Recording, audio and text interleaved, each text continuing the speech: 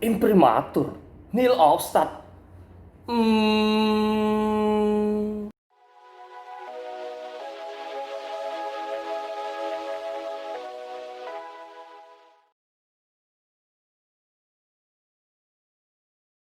Halo, saya Romo Gandhi.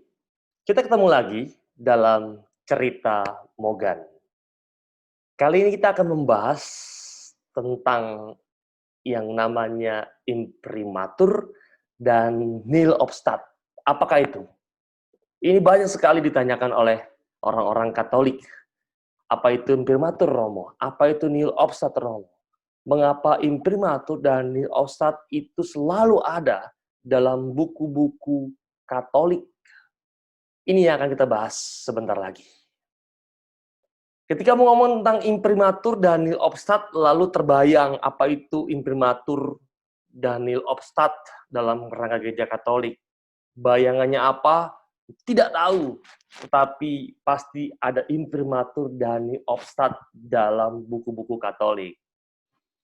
Maka orang-orang bertanya dan bersharing kepada saya, seringkali kok saya memperhatikan adanya catatan imprimatur dan nil obstat pada buku-buku Katolik. Itu artinya apa, Rom?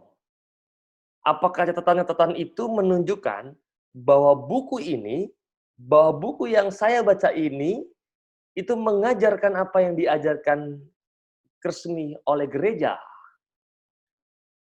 Ketelitian ini yang bagi saya harus saya patut acungi jempol. Bahwa dengan penelitian ini orang tidak asal membaca ketika mau memahami tentang ajaran gereja Katolik. Oke, kita akan masuk dalam pembahasan. Sebelum membahas istilah di atas tadi, patutlah kita ingat dan harus ingat bahwa magisterium, wewenang mengajar gereja kita, berkewajiban untuk melindungi umat terhadap kekeliruan dan kelemahan iman.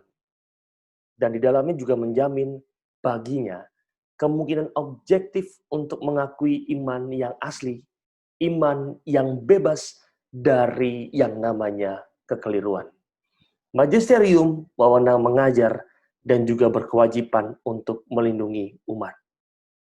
Hal ini tercatat dalam Katekismus Gereja Katolik nomor 890. Semoga Anda pernah memegang minimal dan membuka buku Katekismus Gereja Katolik. Sebab itu, di bawah bimbingan Roh Kudus yang disebut Tuhan kita sebagai roh kebenaran, magisterium itu melestarikan. Magisterium itu memahami. Magisterium itu mengajarkan.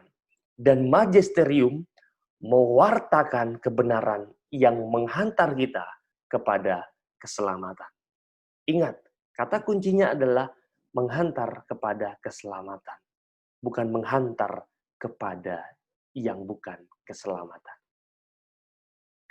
Maka dengan tanggung jawab ini, magisterium itu akan memeriksa alat-alat komunikasi sosial dan khususnya adalah buku-buku yang mengenai iman dan moral. Buku-buku mengenai iman dan moral. Serta memaklumkannya, apakah karya-karya tersebut itu bebas dari yang namanya kesalahan doktrin. Apakah yang tertulis dalam buku-buku tersebut itu bebas dari kesalahan doktrin. Maka pada tanggal 19 Maret 1975, Kongregasi untuk Ajaran Iman menerbitkan ketentuan-ketentuan berikut. Ketentuan mengenai hal ini, mengenai hal yang kita bahas kali ini. Dalam ketentuan-ketentuan tersebut mengatakan para gembala gereja berkewajiban dan berhak untuk menjaga agar iman dan kesusilaan dari kaum beriman Kristiani tidak dirugikan oleh tulisan-tulisan atau penggunaan alat-alat komunikasi sosial. Demikian juga mereka berhak untuk menuntut agar tulisan-tulisan mengenai iman dan kesusilaan atau moral yang mau diterbitkan oleh orang-orang beriman Kristiani diserahkan kepada penilaian mereka. Dan lagi, mereka berhak untuk menolak tulisan-tulisan yang merugikan iman yang benar atau akhlak yang baik. Ini ditegaskan dalam Kitab Hukum Kanonik tahun 1983 nomor 823. Maka kita akan melihat proses penilaian akan dimulai ketika penulis itu menyerahkan naskah kepada sensor deputatus atau kita kenal dengan nama pemeriksa buku. Dan pemeriksa buku ini ditunjuk oleh uskup atau otoritas gerejawi lainnya yang berwenang melakukan pemeriksaan. Jika pemeriksa buku atau sensor deputatus ini tidak mendapati yang namanya kesalahan doktrin dalam naskah tersebut, maka yang memberikan nil obstat untuk menegaskannya. Maka nil obstat yang diterjemahkan sebagai tidak ada kesesatan, mau mengatakan bahwa naskah tersebut aman untuk diserahkan kepada Bapak Uskup untuk diperiksa supaya Bapak Uskup dapat memberikan yang namanya sebuah keputusan. Pemeriksa buku dengan ada sebuah keyakinan bahwa tidak ada kesalahan doktrin dalam naskah tersebut memberikan nil obstat yang diterjemahkan sebagai tidak ada kesesatan dan menyatakan bahwa naskah ini aman, lalu diserahkan kepada Bapak Uskup agar diperiksa kembali oleh Bapak Uskup sehingga dapat memberikan yang namanya keputusan.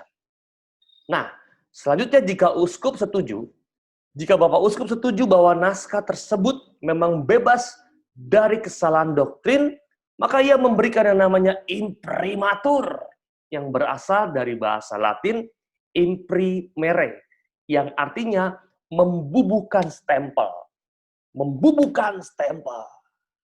Maka imprimatur juga bisa diterjemahkan sebagai silakan dicetak. Secara teknis, imprimatur merupakan pernyataan resmi dari Bapak Uskup bahwa buku tersebut bebas dari kesalahan doktrin dan telah disetujui untuk dipublikasikan setelah melewati sesuatu pemeriksaan yang cermat. Kurang lebih begitu mengenai imprimatur dan nil obstat yang sering kita temukan dalam buku-buku Katolik. Anda harus sadar, Anda harus teliti bahwa tidak semua buku itu dapat Anda percayai sebagai kebenaran iman Gereja Katolik. Maka sebelum memahami itu, silakan Anda mengecek ketika buku itu di depan sampulnya ada nil obstat dan imprimatur, maka Anda boleh mempercayai. Semoga terbantu penjelasan singkat dari saya ini. Kita ketemu lagi dalam cerita Mogan yang berikutnya. Salam. Halo, tambahannya nih. Yang benar bacanya bukan nil obstat tapi nikil obstat. Nikil obstat. Selamat, semoga terbantu.